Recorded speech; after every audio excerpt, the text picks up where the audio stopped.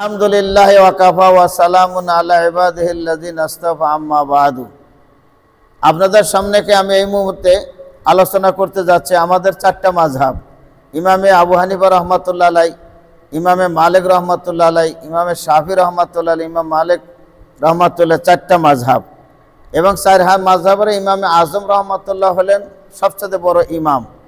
ইমাম আজম রহমাতুল্লাহ খাস ছাত্র হলে ইমামে আবু ইউসুফ রহমাতুল্লাহ এমনভাবে পড়াশোনা করতেন যে পড়াশোনা করতেন তো করতেনই, খুব বেশি পড়াশোনা করতেন। হজরতে আবু মুসা কাজেমের মাজারটার সাইটেই দক্ষিণ এলাকাতে একটা জামে মসজিদ আছে আবু ইউসুফ রহমাতুল্লাহ আলাইহির নামে। ওই মসজিদের সাইটে আবু ইউসুফ রহমাতুল্লাহ আলাইহির মাজার। হজরত মুসা কাজিমুল্লাহর পরে এখানেই তিনি হাজির হয়েছিলেন। মুসা কাজিম উনি একজন দার্শনিক লোক ছিলেন। হজরত ইমাম আবু ইউসুফ রহমাতুল্লাহ আলাইহি উম্মতের বড় মহসিন মানুষ ছিলেন।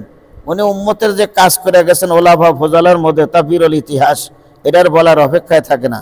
উনি ইমাম আবু হানিফা রহমাতুল্লাহ আলাইহির সমস্ত কাজগুলো আঞ্জাম দিতেন, আর ইমাম আজম রহমাতুল্লাহকে এটা বলার অপেক্ষায় থাকে না।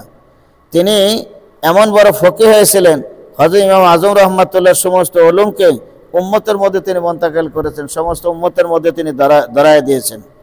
হজরতে ইমামে আবু ইউসুফ রহমাতুল্লাহ কাজীউল কুজাত ছিলেন, উনি বড় একজন বিচারক ছিলেন। হযরত ইমাম আবু ইউসুফ রহমাতুল্লাহর পিতার নাম হলো ইব্রাহিম সাহেব, উনি শৈশবকালে ইন্তেকাল করেছেন। হজরতে ইব্রাহিম রহমতুল্লাহ আলাই উনকি बचपन ही में इंतकाल कर गए थे।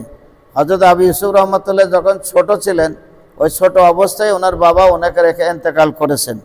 অন্য এক সময় কারো মুখে শুনছিলাম যে উনি যখন পড়াশোনা করতেছিলেন বাবা ইন্তেকাল করেছেন, তারিখে বাগদাদের 12 নম্বর খণ্ডের মধ্যে লেখছে, শুনছিলাম যে উনি বাবার জানাজায় আসেন নাই। তিনি চিন্তা করছেন বাবার জানাজায় যা ফরজে কিফায়া আর ইলম হাসিল করা হলো ফরজে আইন, এই জন্য ইলমের জন্যই তিনি ছিলেন, বাবার জানাজায় তিনি আসেন নাই, তিনি সেখান থেকে দোয়া করেছেন। ওনার মা ওনাকে কাজ কম করার জন্য, খাদ্যদ্রব্যের জন্য উনি বিভিন্ন কাজের মধ্যে লাগাই রাখতেন, কিন্তু তার পড়ার খুব ঝোঁক শোক, এত পড়ার তার ঝোঁক যে পড়া ছাড়া তার ভালোই লাগে না। একদিন মার কথা অনুযায়ী মা মানা করছেন, অনেকদিন পর্যন্ত উনি ক্লাসে যান নাই। ইমাম আজম রহমতুল্লাহ আলাইহি জিজ্ঞাসা করলেন, কী ব্যাপার ক্লাসে আসলো না কেন, এটা কি হলো? বলে এই ঘটনা। তখন ইমাম আজম রহমতুল্লাহ আলাইহি বললেন যে শোনো, আমি তোমাকে এই একটা টাকার বক্সা দিয়ে দিতেছি, টাকার একটা থলিয়া দিয়ে দিলাম, তুমি এই টাকা খাইতে থাকবা, শেষ হয়ে গেলে আমাকে আবার বলবা। আল্লাহ পাক এমন রাস্তা খুলে দিলেন, আল্লাহ পাক হযরত ইমাম আজম রহমতুল্লাহকে ইলহাম করে দিয়েছেন, টাকা শেষ হওয়ার আগেই আবার টাকা তাকে দিয়ে দিত। তার মা আয়েশা বলল যে আমার এই ছেলেটাকে পড়ার থেকে একটু বিরত রাখেন, কাজেই এই ছেলেটা এইভাবে হাদিয়া তোহফা নিতে থাকবো, ইতিম মানুষ, এইভাবে কতদিন চলবে, এভাবে দর্শে শরীক হলে। ইমাম আজম রহমতুল্লাহ আলাইহি তিনি তখন ওনার মাকে বললেন যে পেস্তা ঘির মধ্যে ফালুদা বানায় যে খাইতে জানে, তারও ওই মানুষের ঘরে কাজ করার দরকারটা কি? তখন তার মা এটা হাস্য মনে করে, ঠাট্টা মনে করে রাগ করে চলে গেছে। কিন্তু ইমাম আবু ইউসুফ রহমতুল্লাহ আলাইহি আল্লাহর দয়া এবং মেহেরবানিতে অনেক যোগ্যতা এবং বিশেষ বড় আলেম হিসাবে খ্যাতি নাম করেছিলেন।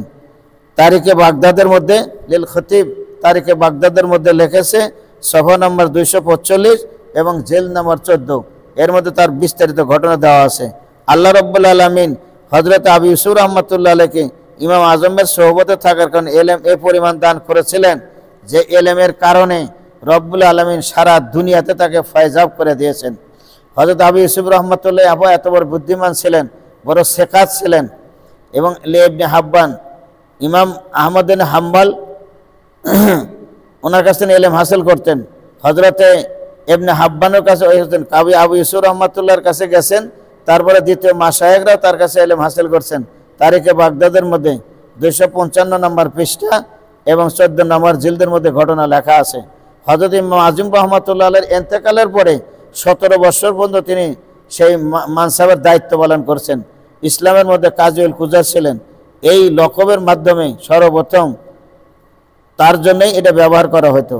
কিন্তু ইহয়া ইবনে মুঈনের থেকে বর্ণিত আছে মানসাবে কাজার জবরদস্ত মাসরুফাত এবং এগুলা কাজের মধ্যে লিপ্ত থাকা সত্ত্বেও হযরত আবু ইউসুফ রহমতুল্লাহ আলাইহি এই সমস্ত কাজগুলো আঞ্জাম দিয়ে সেরাও, কাজগুলো সমাধা দিয়ে সেরাও হজরতে ইমামে আবু ইউসুফ রহমাতুল্লাহ দিন রাত্রের মধ্যে মিলায়া 200 রাকাত করে নফল নামাজ পড়তেন। হ্যাঁ, এত বড় বুজুর্গ ছিলেন, আমলকে ছেড়ে দেন নেই। কাজে আলেম বড় হইলে হবে না, ইমাম হইলে হবে না, আল্লাহর সান্নিধ্য অর্জন করতে হবে। আল্লাহ তুমি আমাকে সান্নিধ্য অর্জন করার তৌফিক দান করে সকলে বলেন আল্লাহুম্মা আমিন।